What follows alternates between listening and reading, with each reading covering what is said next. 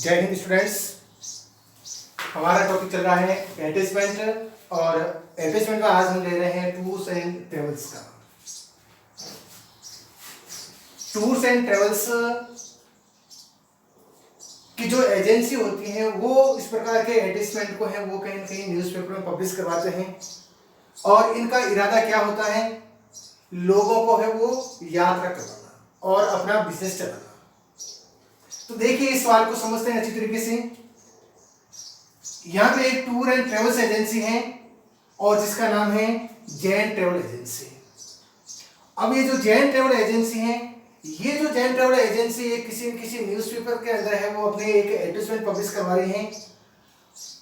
किसके लिए? वो एक टूर पैकेज दे रही है, लोगों को टूर पैकेज दे रही है कि वो भारत के अंदर है वो अगर कोई भ्रमण करना चाहते हैं तो वो रीजनेबल रेट पे हैं, वो एक उचित दामों पे हैं, वो टूर करवा रहे हैं।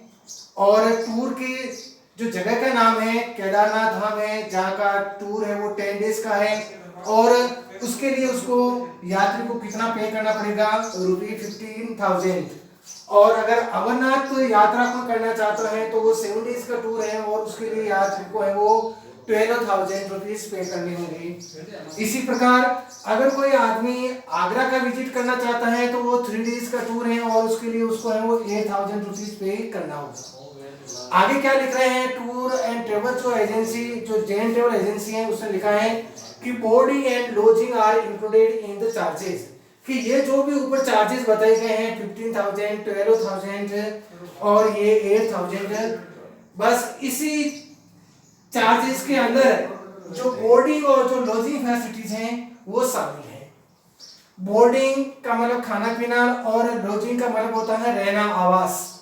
खाना और रहना की जो सुविधाएं हैं वो इन चार्जेस के अंदर ही इंक्लूडेड हैं। इंक्लूडेड का मतलब होता है शामिल होना, यानी ये जो ऊपर बताई गई जो चार्जेस हैं उसी के अंदर ये शामिल है।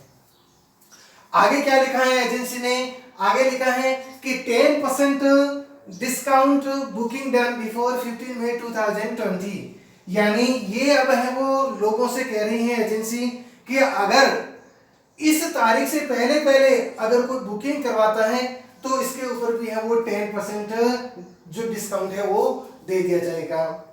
उसके बाद में लिखा है कि hurry up to register your tour with us, कि अब है वो हमारी एजेंसी के साथ में है वो आप अपना टूर रजिस्टर करवाने के लिए हरी अप कीजिए। हरी अप का मतलब होता है जल्दी करना और रजिस्टर का मतलब होता है पंजीयन कराना। आप पहले से हैं वो जिस टूर, जहां जिस जगह का आप टूर करना चाहते हैं उसके लिए आप पहले है वो रजिस्टर करवा दो। और ये जो रजिस्ट्रेशन है वो आगे लिखा है कि अवेलेबल है, ये उन्होंने है वो अपनी साइट दे रखी है कि इस साइट पर है वो रजिस्ट्रेशन अवेलेबल है, Jain tours and travels 1725@gmail.com। तो देखिए बच्चों, इस प्रकार से एक टूर्स एंड ट्रेवल्स का जो एडवर्टाइजमेंट होता है उसको पब्लिश किया जाता है। अब हम देखते हैं कि मेन कौन कौन सी बातें हैं वो हमें ध्यान रखनी होती हैं जबकि हमें टूर्स एंड ट्रेवल्स की हेडिंग के तहत कोई कोई एडवर्टाइजमेंट है वो लिखना होता है। तो सबसे पहले हेडिंग हमें है वो लिखना होगा टूर्स एंड ट्रेवल्स। उसके बाद में क्या लिखना होगा? उसके बाद में बच्चों हमें लिखना होगा कि कौन सी एजेंसी है वो टूर्स एंड ट्रेवल्स का ऑफर दे रही है, तो उस एजेंसी का नाम लिखना होगा। तो देखिए बच्चों, इस बात का ध्यान रखेंगे कि अब इसके बाद में जो आपको लिखना है हेडिंग के बाद में वो लिखना है name of tours and travels agency. Travels agency किसका है वो आपको नाम लिखना होगा।